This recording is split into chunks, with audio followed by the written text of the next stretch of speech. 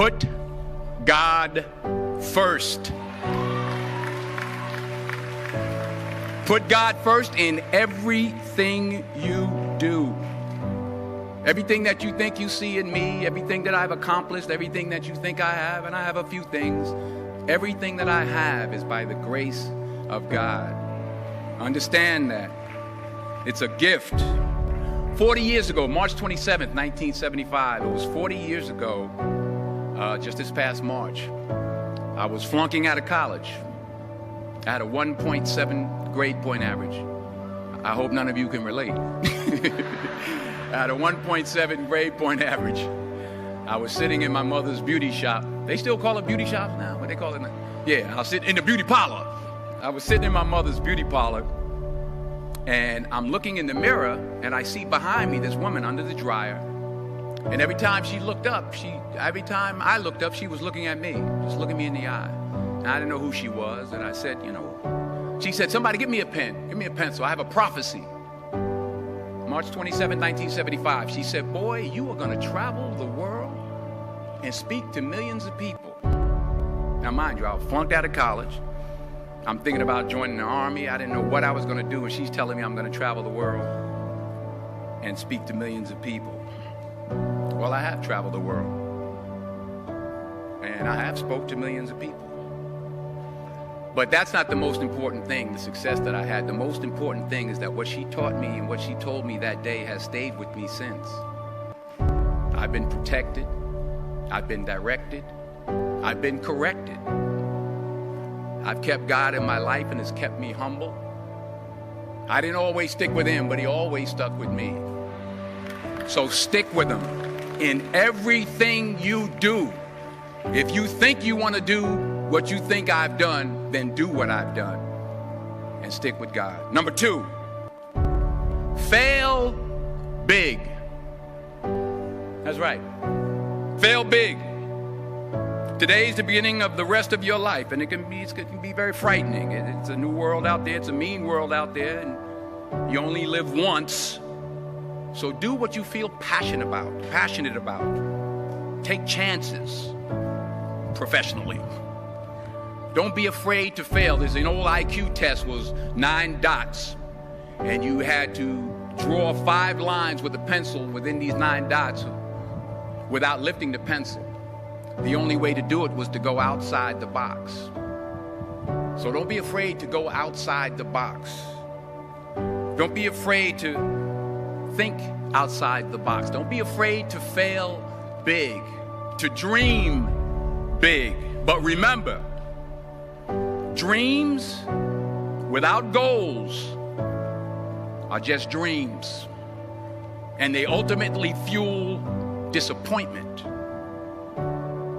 So have dreams, but have goals.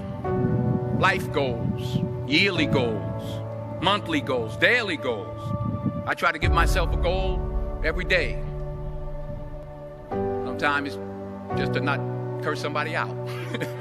Simple goals, but have goals.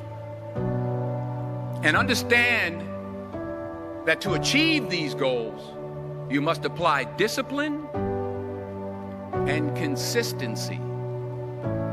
In order to achieve your goals, you must apply discipline, which you've already done, and consistency every day, not just on Tuesday and miss a few days. You have to work at it every day. You have to plan every day. You've heard the saying, we don't plan to fail, we fail to plan. Hard work works. Working really hard is what successful people do.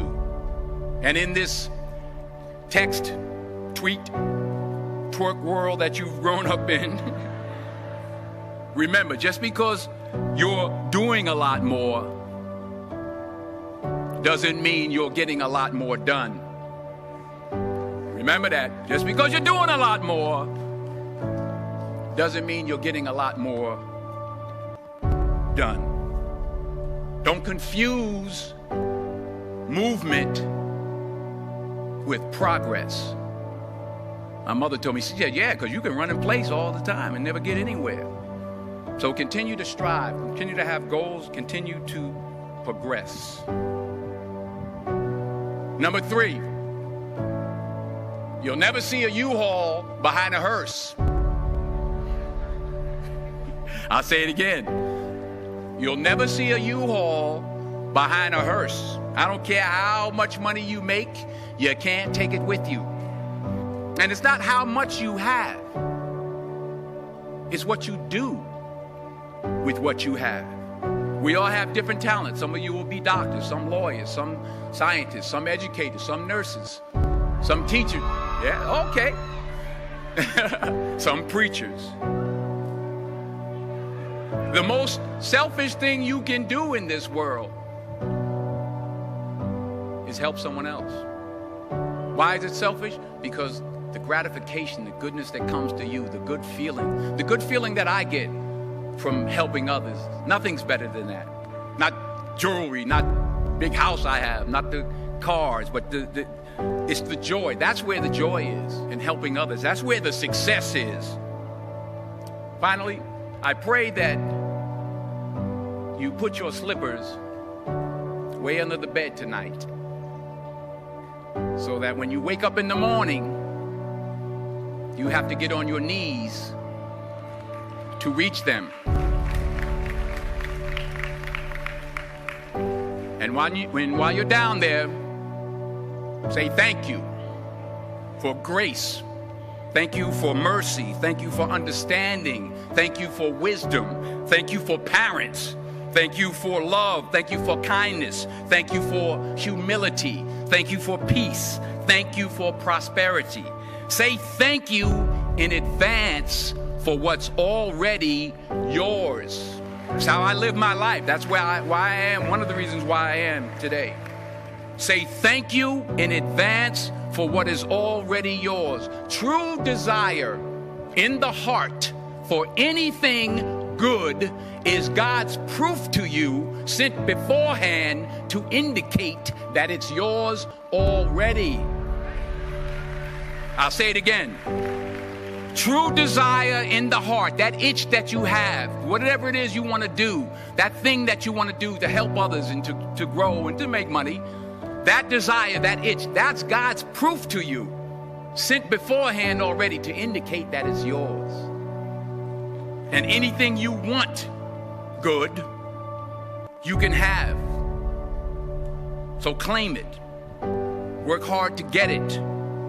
When you get it, reach back. Pull someone else up. Each one, teach one. Don't just aspire to make a living. Aspire to make a difference.